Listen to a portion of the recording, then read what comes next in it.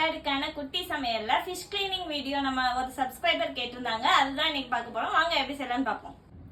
1 kilo முரல் மீன் எடுத்திருக்கேன். என்னால இங்க கட் பண்ண முடியாது அப்படிங்கிறதுக்காண்டி கடைக்கார்ட்டே சொல்லி கட் பண்ணி மட்டும் வாங்கிட்டு வந்திருக்கேன். பட் அதுல உள்ள செதில்கள் உள்ள பார்ட்ஸ் எல்லாமே அப்படியே இருக்கு. நான் தான் கிளீன் பண்ணி காட்ட போறேன். எப்படி கிளீன் பண்ணலாம்னு பார்ப்போம். நான் இப்போ ஒரு துண்டை எடுத்திருக்கேன். இது ஃப்ரெஷ்ஷான மீனா இல்லையான்னு பார்க்கறதுக்காக நம்ம உள்ள தொட்டு பார்த்தோம்னா அந்த பார்ட்ஸ் எல்லாம் கொழப்போட இருக்கும். அதான் நமக்கு ஃப்ரெஷ்ஷான மீனுன்னு காட்டும். சப்போஸ் அது நாள்பட்ட மீனுனா அது வந்து ஒரு மாதிரி விரைப்பு தன்மையோட இருக்கும். இப்படி நம்ம உள்ள கொடுத்து குத்தி விட்டோம்னா அந்த பார்ட்ஸ் எல்லாம் இந்த வந்துருச்சு பார்த்தீங்களா, நடுவில் இருந்து வந்துடும். ஸோ அதை வேற ஒரு பவுலில் போட்டுக்கலாம். இப்படி ஒவ்வொரு நம்ம மீன் துண்டா எடுத்துக்கலாம். இதுல வந்து ஹோல் கிடையாது. ஸோ நான் அப்படியே எடுத்துக்கிறேன் நோண்டி.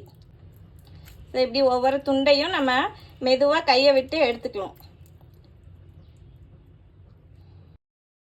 நல்லாவே தெரியும் அந்த ஸ்கின், அந்த செதில் இருக்க ஸ்கின்னுக்கும் அந்த செதிலே இல்லாத ஸ்கின்னுக்கும் நல்லாவே டிஃபரன்ஸ் தெரியும். அவ்வளவுதான். எல்லா துண்டுகளையும் நம்ம நல்லாவே எடுத்தாச்சு. உள்ள பார்ட்ஸ் எல்லாம். அடுத்து என்ன ப்ராசஸ் பண்ணலாம்னு பார்ப்போம். இந்த எலும்புக்கு நடுவுல எல்லாம் ஒட்டி இருக்கும் பாத்தீங்களா, இந்த ரத்தம், அதெல்லாம் இந்த பிரஷ் வச்சு கிளீன் பண்ண போறோம். மேல உள்ள எலும்பையும் அடியில உள்ள எலும்பையும் நான் இப்படி பிடிச்சிட்டேன். அது உள்ளக்க அந்த ஓட்டை இருக்கு இல்லையா, அது வழியா நான் பிரஷ்ஷை பிடிச்சி ஜென்டலா தேய்க்கணும். அழுத்தி தேய்ச்சிடக்கூடாது.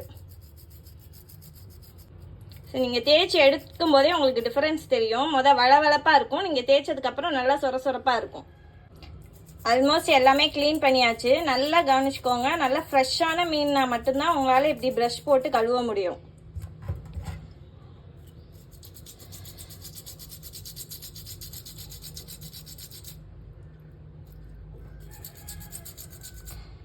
எல்லா துண்டுகளையும் நம்ம கிளீன் பண்ணியாச்சு. இப்போ எல்லாத்தையும் இந்த பாத்திரத்தில் சேர்த்துக்கலாம்.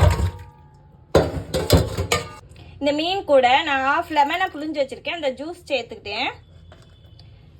கல்லுப்பு ஒரு 1/2 கைப்பிடி அளவுக்கு உள்ள சேர்த்துக்கிறேன். இது எதுக்காகனா அதுல மேல இருக்குல்ல அழுக்கு, நம்ம தேய்ச்சி உரசி எல்லாம் தேய்க்க முடியாதுல, இதை போட்டோம்னா நல்லா உலஞ்சு வந்துடும். அதை போட்டு இப்படி நல்லா கிளறணும்.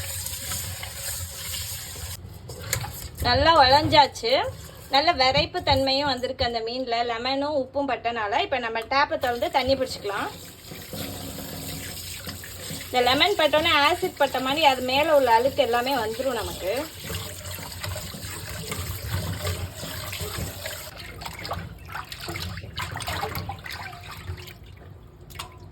நல்லா 3ல இருந்து 4 தடவை நல்லா ஃப்ரெஷ்ஷா அலசி எடுத்துட்டோம். நீங்க தொட்டு பார்க்கும் போதே நல்லா ஃப்ரெஷ்னஸ் தெரியும்.